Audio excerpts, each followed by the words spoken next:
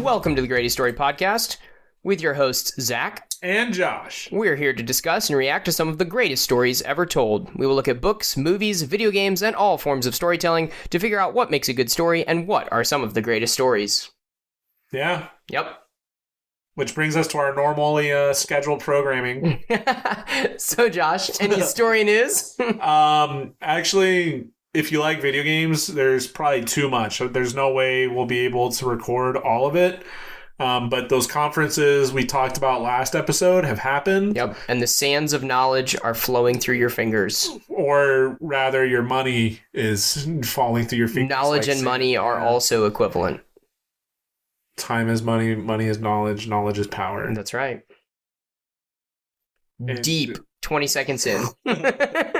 Well, we're going to talk about Mic money. drop. We're going to talk about money and power in this episode. A couple video game trailers that caught my attention that I was telling Zac about. The one that I'm most excited for, I think, is Indiana Jones. I can't remember the cool little tagline they have on it, but there's a first-person Indiana Jones game coming out. I was a big fan of the Uncharted series when I was in high school, and so those were clearly based off of Indiana Jones with, some energy drinks pumped in. I'm excited to see what an Indiana Jones will look like. There's also a Jurassic Park survival game coming out. Hey, by the way, do you know why you can't hear a pterodactyl use the bathroom? Oh, no. It's because the P is silent. Anyways, but Zac likes dinosaurs. That's true. And so we're excited for that game. And I think it's just, there are many survival games, but not many dinosaur survival games. That's right. Where you're trying to outlast a dinosaur attack. Yep. Outlive, outlast, outplay. Survivor. Welcome to the Jurassic. That was good. Thanks. You were voted off the island? Yes, I was. And Star Wars Outlaws still looks good. We're trying to be optimistic, so I hope it's good. The Assassin's Creed Japan game, I think it's called Shadows, looks good. There's several other games. I'm also excited for the Warhammer Space Marine, so there's tons of news. Just go read it online or watch some trailers. Yeah, a lot of things coming up. So, Josh, any good stories that you've interacted with? Yeah, speaking of video games, I've been playing Destiny since I was in high school early on. Back when the dinosaurs still roamed. Wow. You're not that much younger than me. But I played all of Destiny 1 and Destiny 2, and it's a 10-year-old game. And it's coming to an end. So this through-line story of light versus dark came to an end with the final shape. And it was one heck of a conclusion to the chapter. They're doing a couple epilogue things, because the game has about a year of life left. But I really enjoyed it. Voice acting's great. Nathan Fillion, who does, he's in Firefly. Oh. He's also in the new Rookie show. Yeah. No, he's good. I know. He voices one of the main characters, and it was just very cathartic to have him back.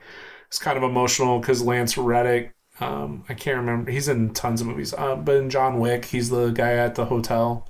Oh, yeah. He passed from cancer, but he... also a great actor. Yeah, so it was, there's just a lot of cool parts to the story. Felt very final, hence final shape. And I'd recommend it. I don't know if I'd recommend getting into Destiny 2 at this point because the game's about to end. But if you picked it up at some point, it was a good game. I enjoyed it. Yeah. Excellent. Still me, I see. Oh, yeah. Amazing. Sorry. No, you're good. We'll just keep the good times rolling. And just like we're going to keep the good times rolling, we got a couple individuals that help keep the podcast rolling. And as we look ahead to the future, they're going to help it grow, help keep it rolling and growing. First, we want to thank our Pathfinder Commodore, Peggy B. And we also want to thank our Pathfinder champion, Paige S. And what do you have to tokenly say now, Zac? You guys are champs. Very good.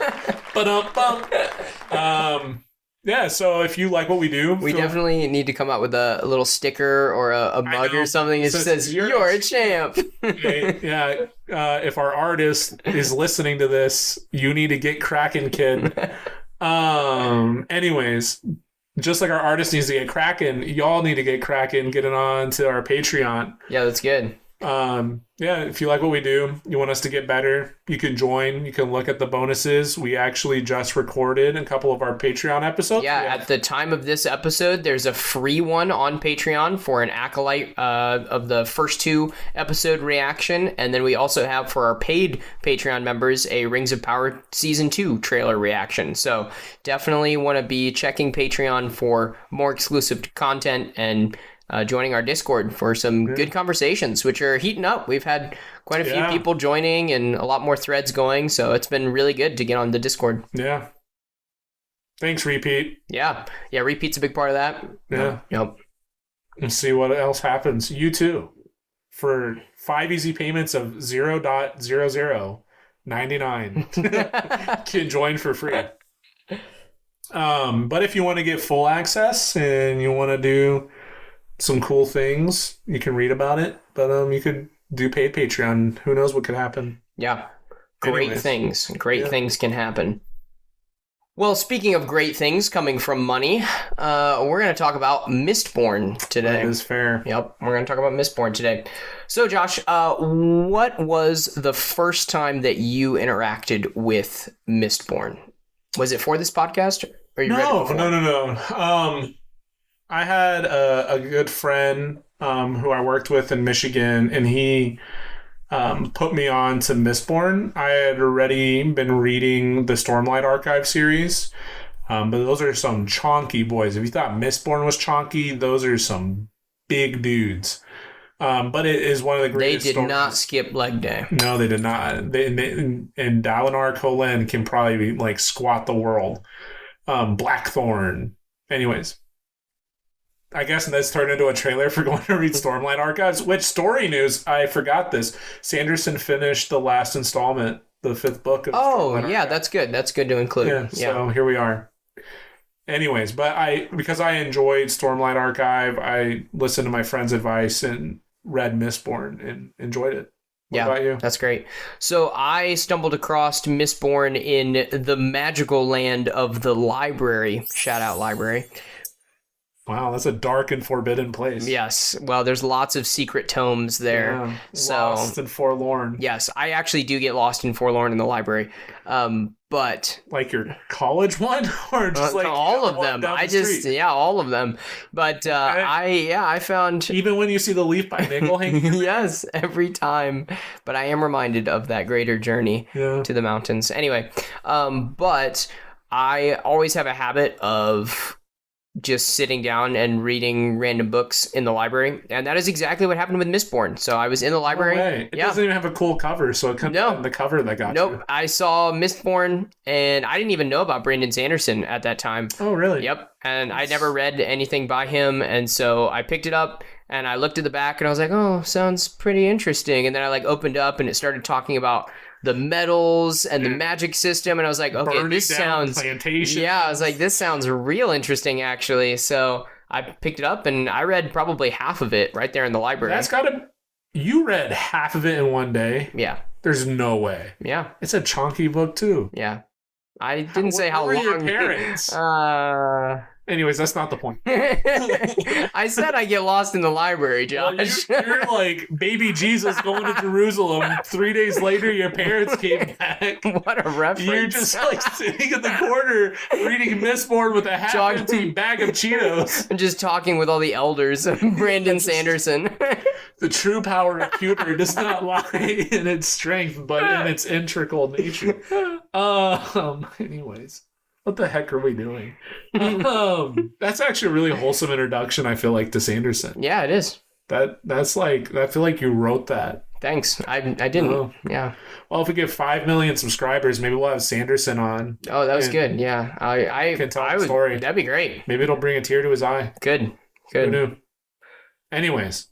Well, to help people know what we're actually talking about, you want to give a quick plot synopsis of Mistborn? Yeah, so Mistborn, I think, follows a pretty clear plot in the general kind of perception. And then Josh mentioned earlier that Brandon Sanderson does this great writing tactic of setting up all these different kind of loose threads, but then tying them back together in the end. So there's kind of a lot of side plots that happen, but I'm going to stick to kind of the big picture. And the big picture is your standard kind of thief, robbery, like heist kind of vibe, but with some twists. So you're introduced to two main characters, Kelsier and Vin, and they kind of are introduced, and you're following mostly Vin with a couple times that Kelsier's perspective is kind of put in. And they come up with a plan. Kelsier comes up with a plan, forms a team to basically overthrow and kind of bring this rebellion about for the Lord Ruler, who is kind of like this god emperor. He is a literal god I mean, emperor. that's there. He's got There's a whole religion based he's got a on whole that. religion. He's got Which- priests. He's got enforcers. He's got a whole like propaganda. He doesn't like, just have enforcers. He's got inquisitors. Inquisitors, which super good. I'll talk more about them with like characters because Yeah, they're creepy. I love the Inquisitors. They are Spikes and all. very menacing. Oh yeah, they remind me of Nazgul. Like just really well done That's true. I guess they kinda evil operate. characters. Yeah, just very good. Anyway, so they come up with this plan, then they carry out the plan, and everything kind of comes to a big conclusion there at the end. Yeah. Yeah, I mean, and it reads like it almost feels like Fast and Furious crossed with, Yeah. because there's like family and Definitely. so, like, No, it is. It's like Mission Impossible crossed with Fast and Furious. It really is. It feels like if you've ever seen Oceans, the Oceans movies, 11. Oceans 11, 12, 13, any of those, and how the crew is performing this operation, but they're also kind of like a family and they look out for one another. It's very, very much in that vein. Yeah. So it's like, and the setting is a cross between antebellum South and industrial London. Yeah, that's good. That's actually really accurate. Yeah, we'll get more to that. Are you with expecting me to be inaccurate? Well, I don't know. I guess I don't think I was expecting you to put it so well. Oh, Yeah. Wow, I get S tier today. Yeah, ladies that and was gentlemen. very good. That was very good. We'll talk more about it when we get to world building for sure. But what do you think about the plot, Josh? I think on the outset, it's fun, right? Who doesn't like a heist movie? Yep. They're exciting, and sometimes I get hung up on when there's not a clear hero, but it's like Robin Hood. Yeah. You're stealing from the rich to give to the poor. Yep. And what they're really trying to steal back is hope and existence. Yeah. So I guess a little bit more, you have two people groups, you have the nobility and then you have the ska, not the obscure music genre, which I had to like force Wow. myself to not think of that. Yeah. But the ska are like there's like a tier system in society, and they are the lowest rung. They are literally slaves. Like, Yeah. 80% of the empire is slaves, it sounds like. Yeah. Which there's weird reasons for. But we'll get there. And so they're opposed to the nobility, and so the plot is really setting them free through a massive heist, Yeah.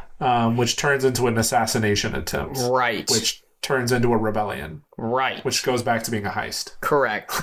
Yeah, the heist is so the major plan is Kelsier and his crew is going to train and provide an army for the rebellion and give the rebellion control of the capital city and steal from the Lord Emperor. And then the side plan is Kelsier also wants to kill the Lord Emperor. And just, by the way, I'm going to kill him. Yeah, Like, yeah. He's like, we're going to take the city by making everybody broke, by taking the resource that's controlled. And if there's time, I will kill him. It's like that third bullet point on your shopping list. It's like the sub bullet, sub bullet. It's Yeah. like where you get to the diamond bullet. Yeah, that's right. You're like, if time allows, I will also kill God. He's more of a man than a god. Anyways, but we can't go too deeply into the plot, but just a little bit off the main characters, Kelsier and Vin. Kelsier, I mean, we're gonna have to start using the lingo soon. He's called a Mistborn. Yep. So the title of the book comes from Well, do we want to do that? I was gonna do it in world building, but I guess we can talk about it now. I feel like if we don't explain what Mistborn are, nothing will make sense. Nothing will make sense. So Mistborn is a select group of people, very, very few. Descended from the nobility. Yep, genetically based. And they have the ability to burn all 11 types of metals. So that's kind of the idea, is the magic system is centered around metals and physics. Called allomancy, and if you are one of these select people, you can ingest these certain metals, and kind of it's not really described how, but it's almost like you're digesting them, but you're controlling the digestion process, kind of. They can feel how much metal they have, and they can control how fast they use it. Correct. That part, I mean, nobody actually wants that to be explained. No, that's how it's kind of feelings, right? You can feel it out because you genetically have this ability. Yeah, and it's kind of like Avatar: The Last Airbender, where I think an easier, because I feel like more people understand that story. Mistborn can control all the elements, just like Avatar can control all the 4 elements. Yep. Except there are 11 technically. Yeah. Metals. But they're also a subclass called Mistings that can only use one. Right. Those guys are really powerful. So and more common. Yeah. If you have a Mistborn, you're crazy powerful. It's very rare. Yep. So there's a way Kelsier gets those powers, which, oh man, I guess we'll get there in Clear Character Arc. Yeah. But we learn that Vin, and if you remember, the nobility have these powers. Vin is the lowest of lows as a Scot. Yep. She's one of the slaves. But she's kind of like she's kind of like a thief slave. Yeah, she's part of the thief group. She's not she is in that she's part of the slave class. I guess she's above. Yeah. She's a criminal. Yeah. But somehow turns out she also has control of not just one, but all the metals. Yep. Which means she must be genetically related to the nobility. Yep. So if you pick up what we're putting down, that's kind of dark. Yep. But that's neither here nor there.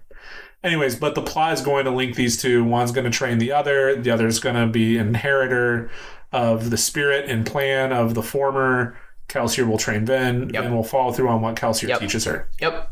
So, I mean, it is a clear plot. Like, there is now, I'm never lost in it, even when we take these side roads, because Sanderson's just a masterful author. Yep. Yeah, really, really well done. The beginning of the book was a little slow for me, but that's interesting. Yeah, up until you meet like Kelsier's crew. Yeah, I think you once you get to like chapter 6, 7-ish, it really picks up, and by that time I'm like completely engaged. And yeah, is that when Vin's initial crew leader Cayman dies? I think he dies in like chapter 3. So you're well past. Is it when she starts going to balls? Yeah, I think slightly before that. I think when they get to the mansion and they've finally outlaid the whole plan. Got it. And everyone has a meeting and you meet you've met all of the different members of the crew, but they're all gathered together now and going over the details of the plan. That's, I think, when it really picked up for me. That makes sense. So I guess that brings us to Clear Character Arc. I mean, if we keep talking about the plot, we're going to like get into every nook and cranny. Right, exactly. Yeah, I think there's 2 major characters, right? And then I wonder who. Yeah, Kelsier and Vin, who are both Mistborn. And then there's a third character that's introduced later. Ellen? Yeah, that's who I was thinking, because he starts to play a bigger role. But so this is the first part of a trilogy. And so obviously we've done this before. We're just looking at this book on its own. So if you want the completion of some of these ideas, you'll want to read the rest of the trilogy. And Elend is a character that picks up in the rest of the trilogy. Yeah. So I don't know if we want to include him. Does he have much of a character arc in the first one, do you think? He's kind of the same person. That's kind of what I was thinking. So in addition to the heist, part of the heist is political intrigue in the nobility, which comes out primarily through dancing at balls and wearing fancy stuff. Yep. Ellen's a character you meet. He's actually he's the black sheep of the most powerful family. Yeah. The prodigal son. Yep. And he actually is anti-Lord Ruler in pro-Ska rebellion. Mm-hmm. So, but he's like that the entire book. So so not much of a character arc. Yeah. Maybe becoming more confident as opposed to just a scholar kind of idea. Yeah, I think one of the things I actually really like about Sanderson is there's a handful of characters that are like 4D. Mm-hmm. Like they're super developed. Like there are twists and turns where they feel consistent to the character. But then you also have like these lovable characters that are very 2D. Yep. They're just super well defined. They're not pixelated. They're well defined. Like Ham and Breeze are some of my favorite characters. Oh yeah, they're great. But they don't have a character arc, but they're really compelling characters. Yeah, and they're a trope, but it's a lovable, well defined, pleasing trope. Yep.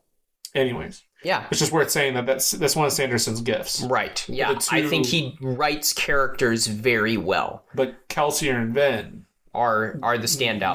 Multifaceted, like crazy twist. So I definitely see Vin as having a huge character arc. What do you think about Kelsier? Let's start there. Oh, I think for sure. Okay, what do you think about Kelsier? Well, I mean, some of it's context and backstory. So you learn more about Kelsier's tragic past. Okay, so you're including backstory Kelsier in there. Because that's one of the points. It's part of the ethical lesson even. Is like, your history defines who you are, but you can learn from it and change it. So Kelsier was always apparently like a rogue, had his own thieving band, but was not an Allomancer, so he wasn't Mistborn. He didn't have the powers. He gets super audacious and super bold, which is part of his character arc, which is why I'm bringing it up. Gonna rob from God. Yeah, he's literally gonna steal from the Lord Ruler that precious metal that's part of the big heist in his current plan. He fails. His wife is a co-member of this, and it's plausible that she ratted him out. There's never actually a solid like yes or no. They go to basically hell, the pits of Hath Sin. Yep. Where they're mining for that resource that the Emperor controls to keep the nobility in line and make him rich. And it's literally like basically diamonds. It's a like no one ever survives. Yeah, like if you don't find a diamond basically every 7 days, they beat you to death. Yeah, super dark. That's why when we get to world building, we're going to talk about like this is actually, I think, Sanderson's darkest world. Yeah, it's pretty rough. Remember? Yeah. Anyways, but Kelsier survives. His wife does not.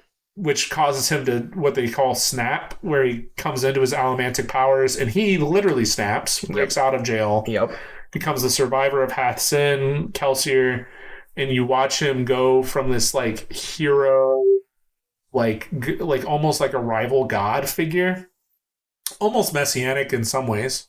Yeah, kind of like a prophetic figure. Yeah, and it seems like everybody thinks it's about him, but he ends up sacrificing himself for the sake of everybody. Yep. And so I think that's the character arc. Like it goes from him thinking about himself to him thinking about everybody and himself to him just thinking about others. Yeah. And in that way he lives on forever. Yeah, I agree with that. Yeah, I think that's good. Yeah. Yeah. So I did it again. Wristmates. With the Mistwraiths mixed in. Yeah. Yeah, no, I think that's really good. So Kelsier's character is all about the greater good and all about putting away your own selfishness in order to serve others for this kind of greater cause and purpose. Which looks like a very long process for him. Right. But he's a cool character. He's a cool character, yeah. Vin is a little bit different, but I feel like she ends in a similar place, using what is yours for the benefit of others. Well, right? Yeah. And alongside the trust. Yep. And a lot of her character is this healing. So she is beaten. She is she is just a broken individual. She has been trained not to trust anyone. Everyone will betray you. You can't trust anyone. Only look out for yourself. All of these different things. And so she joins Kelsier's crew where everything is based on trust. Everyone actually cares for each other. It's almost like a family, and that starts to heal her. She also develops these powers and finds this training from Kelsier, who is not trying to manipulate her or use her, but is just trying to help her. And that helps her understand the need for other people. She eventually begins to believe in this plan, and she's actually the one who ends up killing the Lord Ruler and kind of following through on this rebellion, heist, control of the city kind of idea. Yeah. I mean, there's a lot, like, these characters are so complex, like, you gotta read them, but they are good characters with good arcs, multiple mini arcs, a lot of intrigue. you root for them. You can't help but like, you know, be like, yeah, you did it. Even like when Vin like survives the first ball, like, you're like, ah, good job. Yep. Or when like she ends up fighting Shand and, you know, killing Shand, like you're like, wow, crazy. Yep. Anyways. Yeah, super good. What about clear ethical lesson? I think the answer is yes. Is it going to be the most profound? Not necessarily, but is it well defined and good? Yeah. Yeah. We talked a little bit about Vin, so I guess we'll just start there.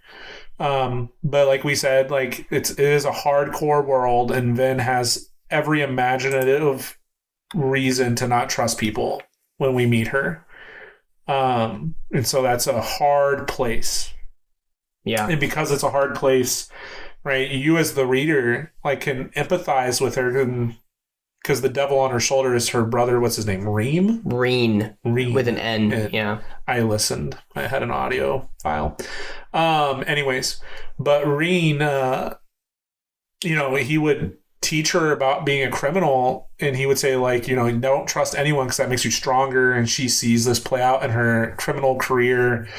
And so then you watch her grow and resist the growth even. Like there are times where she sneaks away or follows Kelsier to the detriment of her own health, and realizes when they save her from a very dire circumstance that we can actually trust these people. Or Kelsier's not keeping secrets that would give him leverage over me. He's giving them to me, so I can trust him. And so there is a lot about, in our own lives, I feel like there are things where chaos, the devil, whatever you want to call it, you know, puts this idea in our head that we can't trust anyone. And we probably have circumstances that come to mind, like, see, I trusted and then I was burned. And the point is, everybody has that. And if you choose that betrayal, you will never find belonging or love or value even in human relationships. And so I think that's a pretty genuine ethical lesson that's brought out. Yeah, and I think that's the biggest one that's there. There's also a few other ones about the value of people. I think that's in there too. This whole ska versus nobles, the class system, the types of people. You see the nobles treat the ska as like animals or not even people. But then you see Kelsier kind of do the same thing to the nobles. Yeah. And it's almost like both are portrayed as wrong, I think, in the story. And I think both are wrong. Correct. And so you feel that, okay, no, we have our differences, but people have value. And I think there's kind of it's not as strong as betrayal and trust, but I think that's also present. I think there's some anti-consumerism, and, you know, we talked about money. We also talked about with Dune, and in no way, shape, or form are we trying to be political. But we talked about Dune, like one of the ethical lessons is watch out for like messianic figures. I think there's a little bit of that in the clear ethical lesson here, where it's more so like, don't just blindly accept stuff because that's how it is. Yeah. Right? Like, don't... Yeah, they talk a lot about that's just the way the world is. Yeah. And Kelsier always says, well, that's part of the problem. Or like when you have the scenes where Ellen's meeting with his like elite group of nobles, and they think they're being very heroic by just debating philosophically on, the Lord Ruler's bad. And be like, we can't resist him though because this is just how it is, but we know it's bad. Right? There's a lot there where passiveness, which I guess we got a whole debate about the Jedi earlier, but passiveness can beget that system. And so there's something to that where, you know, don't be using other people whether or not you know they're being used. Yeah. Right? We live in a crazy age where we don't see things anymore.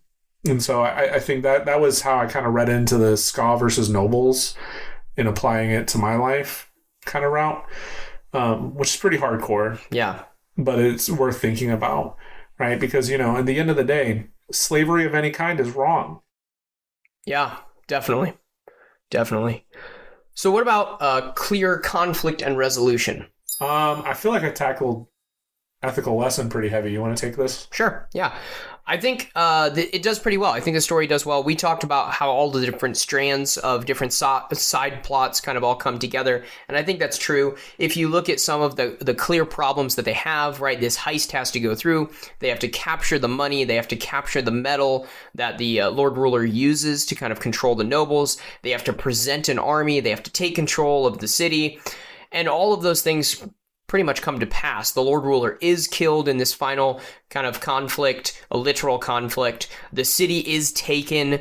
The atrium is stolen. That precious metal is stolen. The Lord Ruler is robbed, and the city is controlled by the rebels. So this uprising seems to make sense.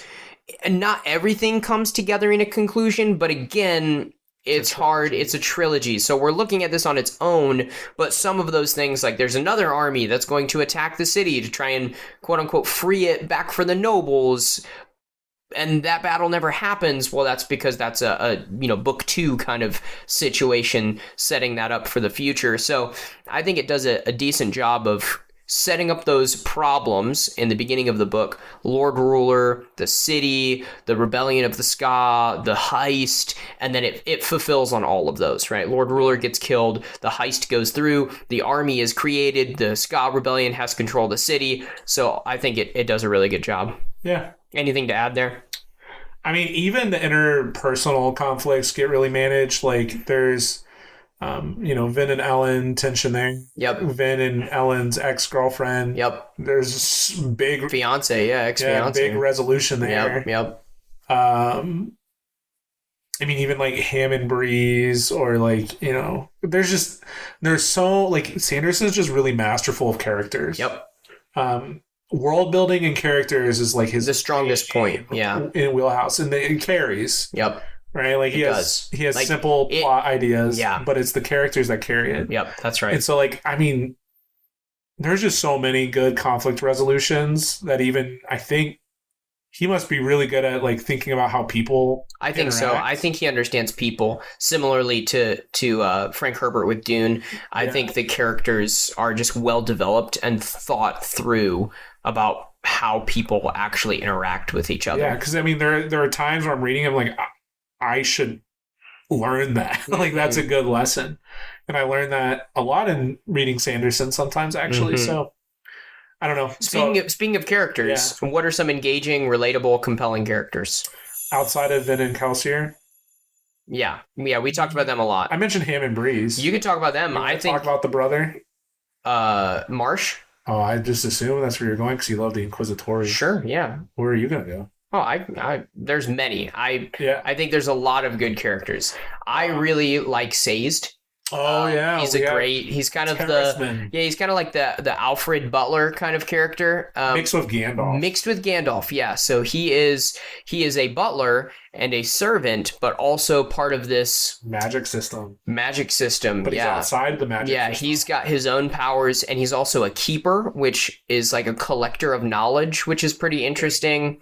And he kind of buys into this whole, we want to bring things back. We want to revive the past and free the Ska and get rid of the Lord Ruler. So I think he's a really compelling, he's like a mentor and a protector kind of figure. Yeah. Not super developed in the same way Kelsier or Vin are with their character arcs, but very clear and compelling in his detail. Yeah. There's a lot you can infer from him based on the ending, which I will not spoil here because it's a sick twist. Yeah.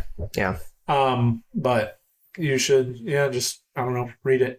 I mean, even like Mistings on Kelsier's crew, I think you got... Which, as a reminder, that's people that can use one power, but not all of them. Yeah, and so there's also a good ethical lesson, bouncing back just a tad, how you need to rely on people with different gifts and not do everything yourself. That is there, yeah. The team is stronger when they delegate, together. When they work together. Because there's even the thing where Kelsier's training Vin, and he's like, I can do all this stuff, but they're really good at this. They're like experts, yeah. So there's something to learn there, too. But anyways, I digress.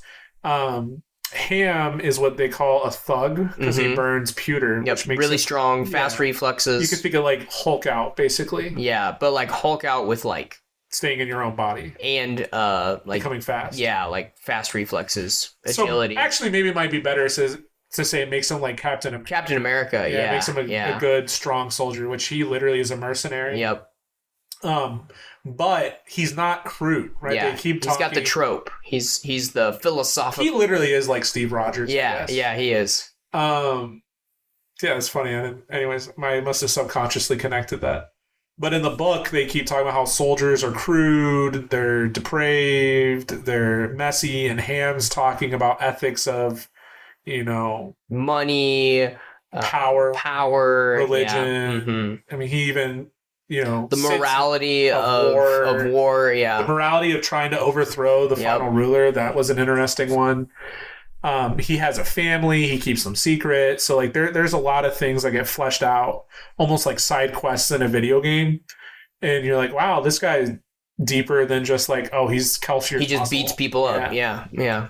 No, he beats them up. He thinks and he provides. That's right. That's right. He is the peak form of masculinity, ladies. Ham. Look for a ham in your life. Look for a Hammond, yeah. Preferably around Thanksgiving. Or Easter, according to you. Easter ham. That's a throwback. Yeah. You can go back and find that post on Instagram. Yeah, that's true. Breeze is similar where... Wait, how is Breeze similar? Like, he does one thing really well. Oh, gotcha. What he seems. Oh, gotcha. They're literally, like, inverted. Yeah, I was going to say, they're inverted, yeah. Breeze, I forget what they call him. He's a soother. Oh, yeah, because he... Is it tin? No, not tin. Bronze? It is... What does he burn? Okay, pewter and copper, tin, and iron. Isn't he iron? Where he pushes... No, that's where you push and pull physical things. You're right. Anyways, but he has the... Wait, give me 1 sec. We're going to Google.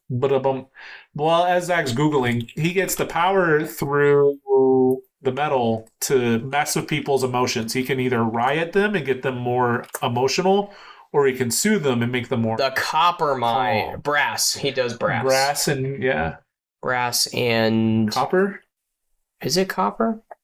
Well, he can only do one, I guess. Yeah, he can only do brass, but I'm trying to think what the... Oh, copper clouds. Oh, yeah, so it's not copper. It's brass. This is the inverse. And it's just brass.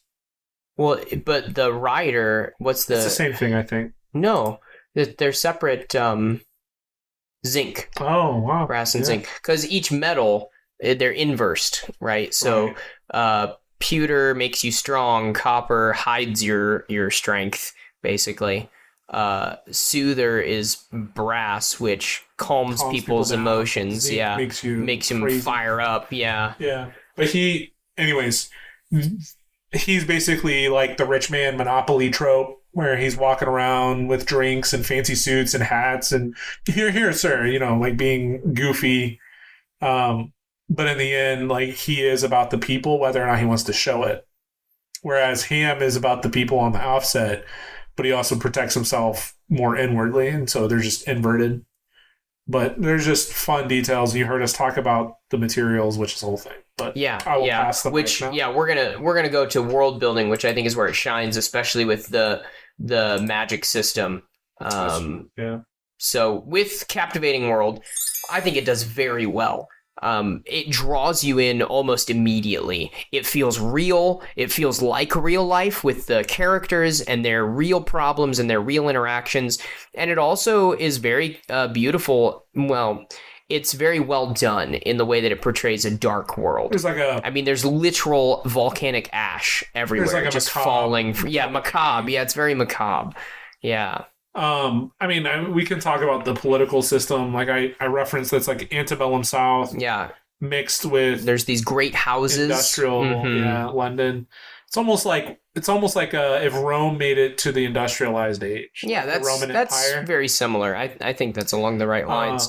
And the magic system is just beautifully done. It's consistent, which we'll talk about later. Like it breaks. No, I don't think so. I can't think of one time when it does. Yeah. And I really think it's really unique with the whole ingesting metals to give powers. There's a lot of people that have one power. There's some people that have all the powers, and the powers are kind of inverse of each other, which I think is real interesting. Which is very Sanderson, though. Mm-hmm. So, like, if you read any of his other works, he has a lot of magic systems that have multiple parts, but only a few people can use multiple.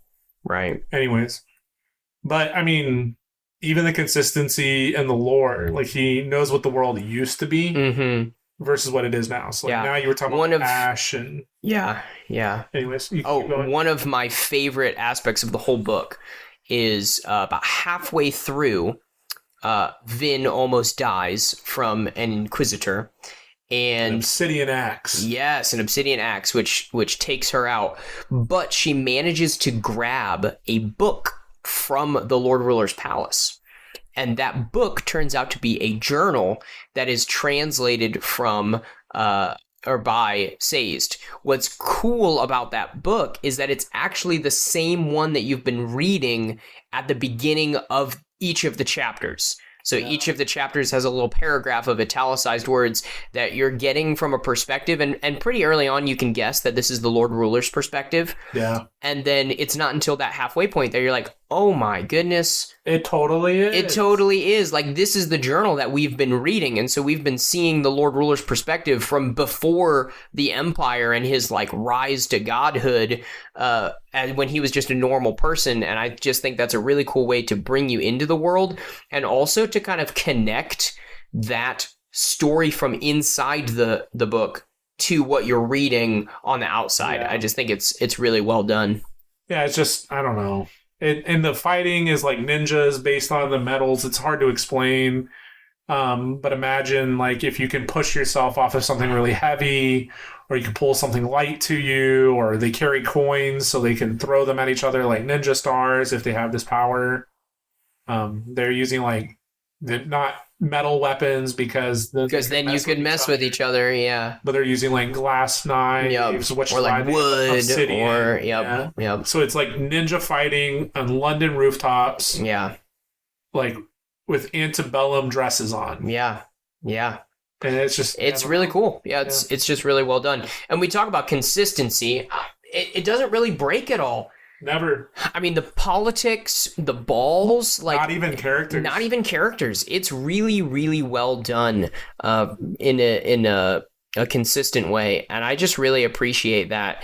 He has obviously, as an author, taken the time to know his characters and to know his world and his story.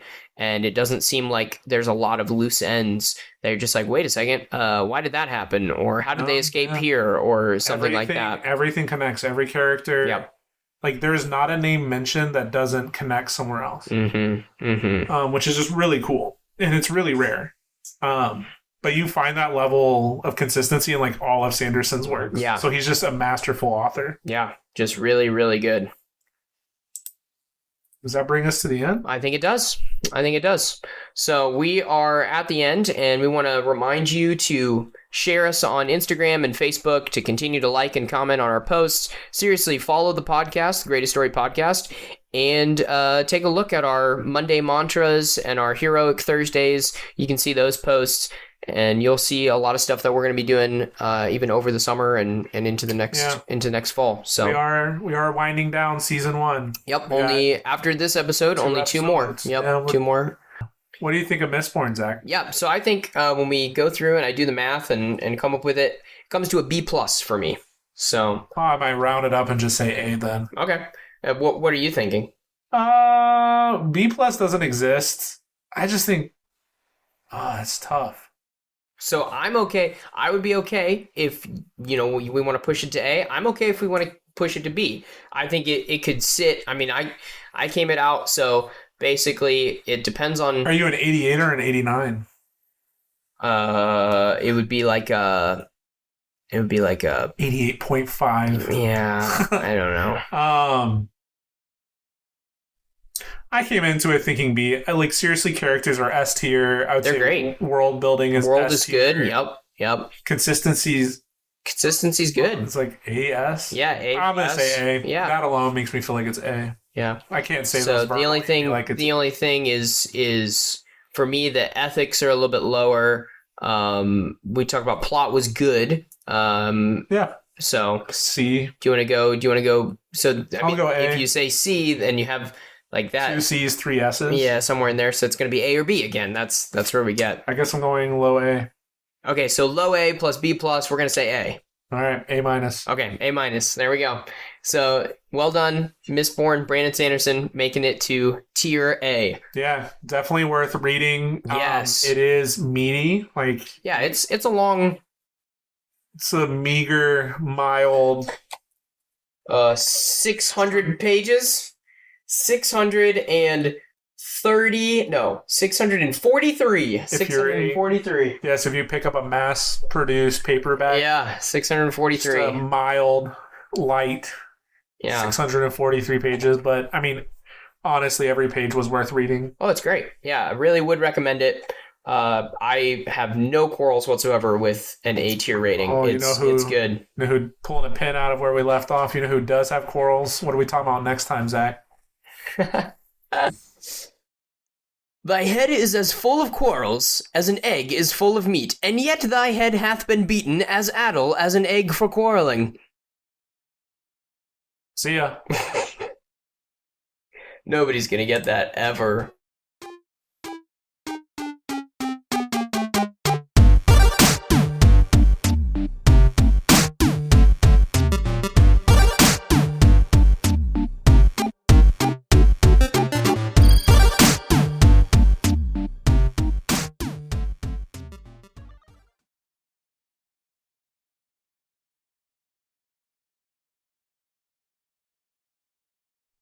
Stay focused on the present. Is it red? Yes, it is. Okay. Yep. Don't want to make that mistake ever again. That was awful. I literally felt like I had lost. I felt like Princess Bride. I've taken a year of your life away. I might one day go as high as 5, but I really don't know what that would do to you. All right, here we go.